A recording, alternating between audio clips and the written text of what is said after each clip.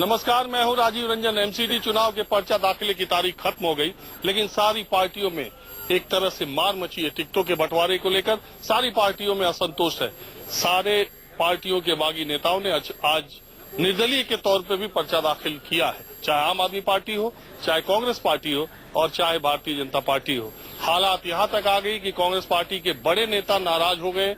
Party के एक बड़े नेता को टिकट के लिए थप्पड़ मारा गया और भारतीय जनता पार्टियों में बागियों की कतार लगी है। तो माहौल क्या है, मैं आज एमसीडी चुनाव में टिकटों के बंटवारे को लेकर हर पार्टी में जो है असंतोष है। इस वक्त मैं भारतीय जनता पार्टी के केंद्रीय कार्यालय में हूँ।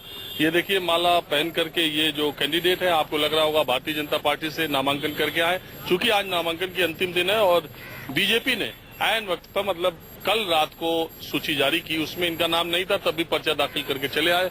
आपका नाम क्या है? मेरा नाम शैलेंद्र पांडे है। मैं पूर्वांचल मोर्चा में महामंत्री हूँ दिल्ली प्रदेश में। और पर्चा दाखिल करके आ गए? हाँ जी, पर्चा दाखिल मजबूरी में करना पड़ा, क्योंकि पार्टी उस लायक नहीं समझती। पार्टी उनको टिकट देती है जो पिछले निर्दलीय चुनाव लड़े थे। भारतीय जनता पार्टी के इतिहास में पहली बार ऐसा हुआ है कि 272 सीटों में पहला सीट जो 2012 में जो नगली वार्ड हुआ करता था, इसकी जमानत जब्त हुआ और वहां पर ये निर्दलीय बंदा पवन शर्मा चुनाव लड़ा था और उसको आज प्रत्याशी बनाया गया भाजपा का। शर्म आनी चाहिए। 17 साल से मैं भाजपा की सेवा कर रहा हूं। 2 बार प्रदेश का मैं महामंत्री रहा पूर्वांचल मोर्चा का, 1 बार युवा मोर्चा में वाइस प्रेसिडेंट रहा दिल्ली प्रदेश का, जिला अध्यक्ष नजफगढ़ में रहा। तमाम पदों पर रहते हुए संघ का प्रथम वर्ष में शिक्षित भी हूँ। और तो एक बात ये बताइए, 17 साल से बीजेपी में आप हैं, एक टिकट नहीं मिला, आप बागी हो गए? देखिए, मैं बागी नहीं होता। 2012 में भी ऐसा ही हुआ था। 2012 में टिकट जब बेच दिया गया, राजपाल नंबरदार को भी निर्दलीय लड़ा था 2007 में, और 2012 में उसे दे दिया टिकट। उस समय मैं संतुष्टि कर नेताओं ने जो आदेश दिया मैं पालन किया। लेकिन क्या बार बार टिकट बिकती रहेगी? कब तक से सिपाही बगावत नहीं करेगा? ये बताइए। मैं आपसे पूछना चाहता हूँ मीडिया के माध्यम से कि कब तक इंसाफ कब मिलेगा? क्या गरीब आदमी का चुनाव लड़ना ये भारतीय जनता पार्टी में गुनाह है क्या, जो दिन रात आपकी बस भरता है? ये बताइए कि ये सब लोग आप साथ हैं? जी, मेरे साथ है। ये बहुत कम है। ये तो मैं नॉमिनेशन के लिए बीजेपी के कार्यकर्ता है और एक मिनट, मैं केवल नॉमिनेशन की कोड ऑफ कंडक्ट को करते हुए मात्र 4 गाड़ी में लेकर आया था।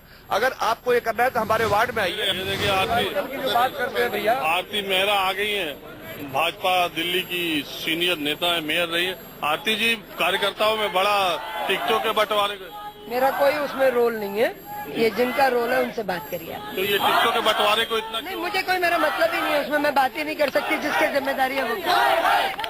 आरती मेहरा कह रही है कि इसमें मैं बात ही नहीं कर सकती, मेरा कोई रोल नहीं है। तो भारतीय जनता पार्टी के दफ्तर पे माला पहन के जो शैलेंद्र पांडे बागी हुए हैं, उनकी सीट पर इन्हीं को भारतीय जनता पार्टी से टिकट मिला। यही वो पवन शर्मा है। और शैलेंद्र पांडे तो कह रहे हैं आप टिकट ही लेके भाग गए भाजपा का उनका।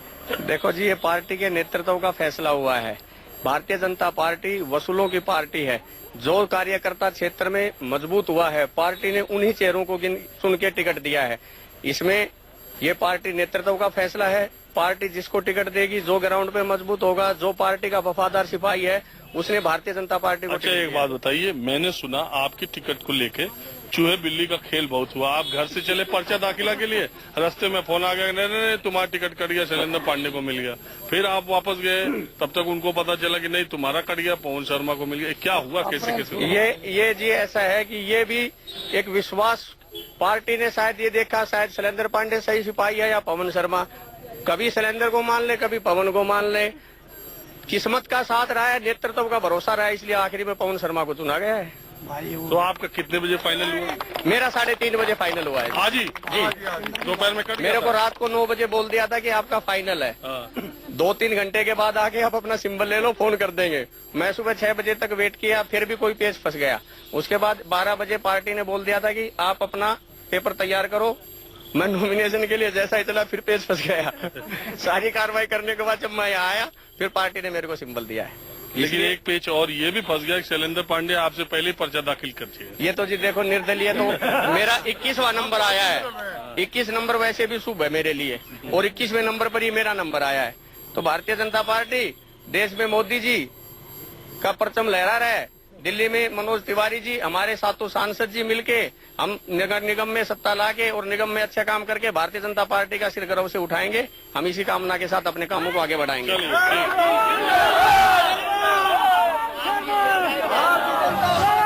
अब इस वक्त मैं जामनगर हाउस में हूँ। यहीं पर एमसीडी के पर्चे दाखिल हो रहे हैं, साउथ दिल्ली के और दूसरे वेस्ट दिल्ली के भी। मेरे साथ ये आप भगवा कलर पहने बीजेपी के कैंडिडेट हैं। मैं हिंदू हूँ और हिंदुत्व की राह के ऊपर हिंदुवाद की अलग जगाने के लिए इसलिए इस भगवा का चोला ओढ़ा है। भारतीय जनता पार्टी मेरी जननी है, मेरी माँ है, मगर धोखा उसने किया है, मैं कैसे कर दूं? अच्छा, आपके साथ भी धोखा हुआ क्या? सभी धोखा नहीं हुआ, मैंने कोई पद अपनी इच्छा से लिया था। पार्टी ने जो मुझे पद टिकट नहीं दिया वो उनकी इच्छा थी, शायद हम में ही कुछ कमी रही होगी।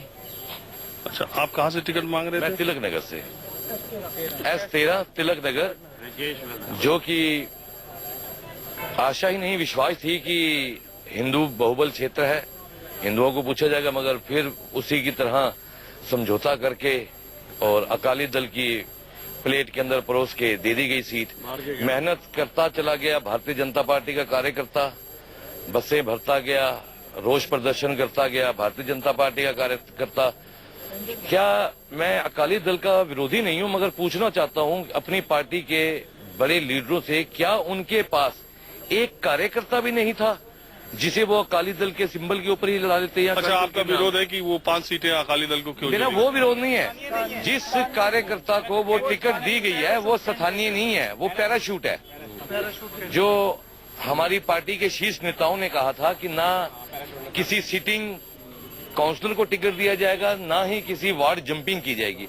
और ये जो मेरा भाई लड़ रहा है, प्रताप नगर रहता है, वार्ड 117 पुराना, वहां रहता है और ये जंपिंग करके आया। अगर ये इंसाफ है तो ये भगवा तो मेरी लड़ेंगे आप भगवा? बिल्कुल, मैं भगवा पे लड़ूंगा और भाजपा के नाम के ऊपर वोट मांगूंगा।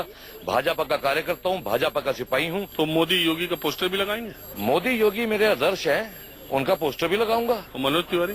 मनोज तिवारी भी बहुत अच्छे कार्यकर्ता हैं। भारतीय जनता पार्टी का हर कार्यकर्ता एक सिपाही है आदरणीय मोदी जी का। मैं मोदी जी के नाम पे, मोदी जी के काम पे ही वोट मांगूंगा। मेरी टिकट चोरी हुई है, जो अकाली दल के एक कार्यकर्ता ने चोरी करके अपना खड़ा हुआ है। तो ये निर्दलीय पर्चा दाखिल कर रहे हैं और चुनाव वोट मांगेंगे मोदी योगी के नाम पर। तमाम तमाशा होगा एमसीडी के चुनाव। अब तिलक नगर से अकाली दल के उम्मीदवार, जिनको टिकट बीजेपी ने अकाली दल को दिया है, और आप उम्मीदवार ऐसा है, मैं भारतीय जनता पार्टी के साथ पिछले 8 वर्षों से जुड़ा हूँ और बीजेपी 6 साल का मैं अध्यक्ष भी हूँ पश्चिमी जिले का। तो जब इस सीट के ऊपर बात आई तो उन्होंने ये डिसाइड किया कि सीट के ऊपर किसी सिख कैंडिडेट को खड़ा करा जाए।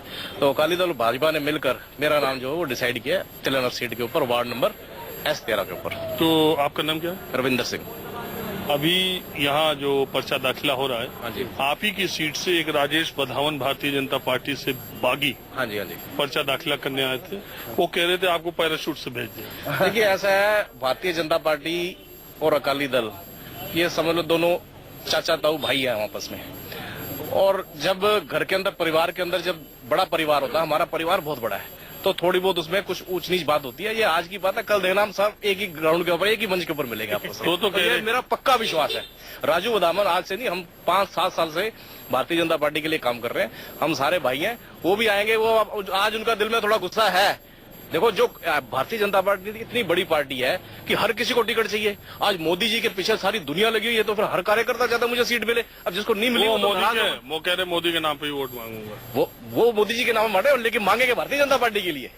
वो मांगेंगे भारतीय जनता पार्टी के लिए, मेरा विश्वास है। वो भाई हमारे। चलिए, तो देखा आपने एमसीडी चुनाव का माहौल क्या है।